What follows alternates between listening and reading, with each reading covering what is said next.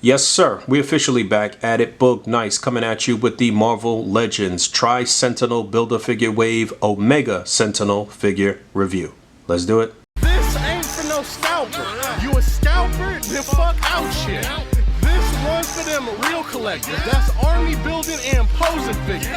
Marvel Legends, imports, mini matey I'm fucking with. Hype beast we know about you. Stay buying figs, don't know about it. And a quick look at the artwork on the left side of the box. It is the same on the left and the right. 7 figures in the wave. You'll need 6 of the 7 figures to complete the Tri-Sentinel Build-A-Figure. Wolverine does not come with the Build-A-Figure part. Alright, here we go. Karima Shapindar. I hope I'm pronouncing that right. AKA Omega Sentinel. Her bio on the back of the package reads, harnessing the power of enhanced sensors, flight, and nanite regeneration, the Omega Sentinel dispatches enemies with ease. Omega Sentinel is packed in with the torso to complete the Tri-Sentinel Build-A-Figure. So this was definitely one of the figures I was looking forward to the most in this wave. Couldn't wait to pair her up with the Nimrod we received in that 3-pack with Phantom X and Psylocke. This is the very first time that this character has been produced in figure form in the Marvel Legends line. I really do like this look, and it is pretty spot on to her comic book counterpart, pretty much how we saw her in the pages of House of X and Powers of 10. I actually don't have too many issues with this figure. There's one thing in particular that I'll get to shortly. Most of you probably already know if you follow me on Instagram, but I like the fact that Hasbro has been kind of rounding out a lot of the Sentinel-y characters. You know we're going to get those massive Sentinels later this year. Tri-Sentinel was the Build-A-Figure for this wave. We're also going to get a couple of those Bastion Sentinels with the HasLab Sentinel as well as a Bastion. So just a few more Sentinel designs and I'll be happy. You know I've been advocating for the Nimrod Sentinels from Second Coming for quite some time. But again, the Nimrod that we got in that 3-pack is a decent start. We'll see where that takes us. So yeah, just want to take a real quick casual look at this figure. Again, the design here is really nice. All of the colors pop. I don't have too many paint imperfections on my version, and I really do like this head sculpt. I think it perfectly captures her look from the comic book. I love that sort of sly little evil grin she has here. She is one of the main antagonists in the book. She's pretty much like the right-hand woman to Nimrod in the books. If Nimrod is Gotti, then she's Sammy the Bull. Out of the package, she has a right hand that is a fist and a left hand that is open and kind of cupped. Looks like she can hold something with that hand. Like her bio stated, she is equipped with a lot of weaponry. She has quite a few abilities, superhuman strength and regeneration, and she can form her limbs and different body parts into weapons. So her arms do detach here just below the bicep, and then she's packed in with a couple of different cannons, 2 different designs, so obviously you can mix and match and swap between the left and the right arm. These look okay. I think it probably could have been a little more detail on here. I could see some customizers taken to her and just kind of giving her a little shading or just some dry brushing just to bring out the sculpt on these. But like I said, you have options. You know, you can do 1 regular hand and 1 cannon arm, or 2 cannons, or whatever you want to do there. I think this may be the right way for this particular cannon. I don't know, maybe there's really no right or wrong way, but it should be noted both her hands do pop out as well, so that gives you some more options with kit bashing and customizing. I'm digging the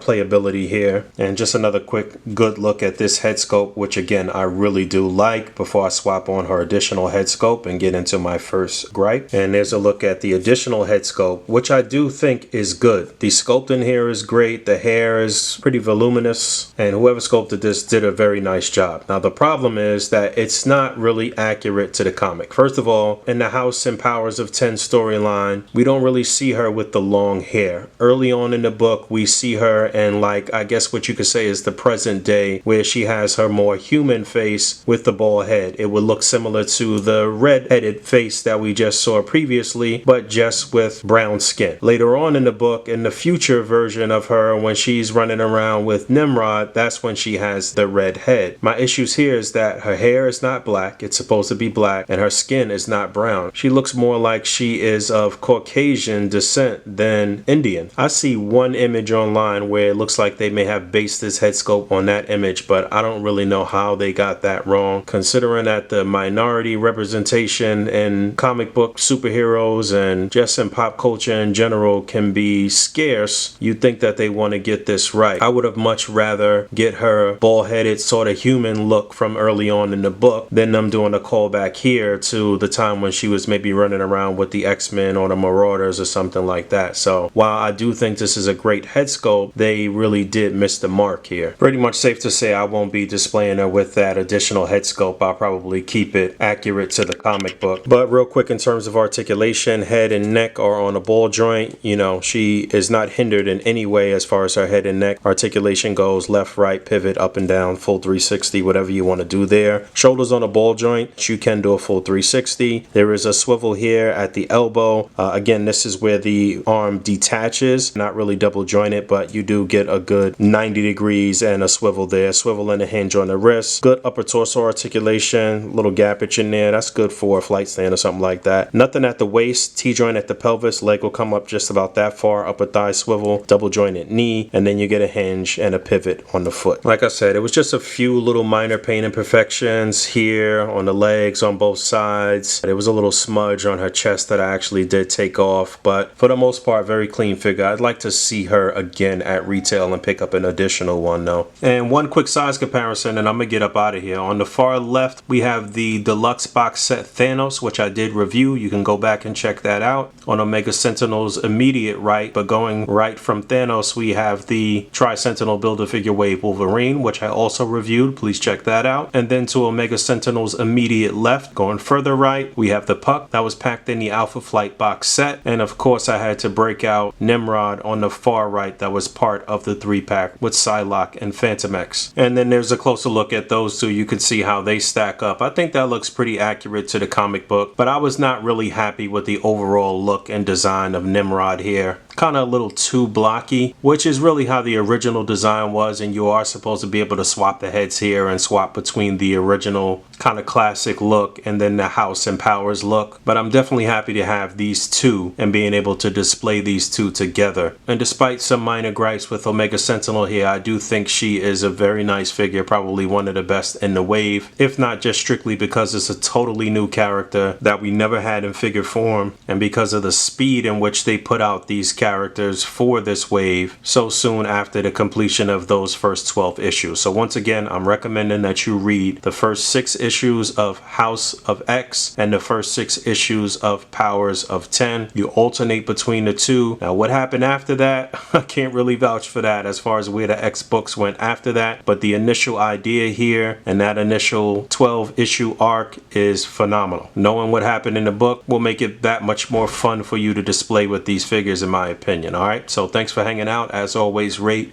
comment, and subscribe. Hit that bell down there. And until next time, peace. Now that's how we ride. I'm from the G side, Harlem uptown on the east side. My man, I'm 3 fly, so ain't no issue, I'm official tissue.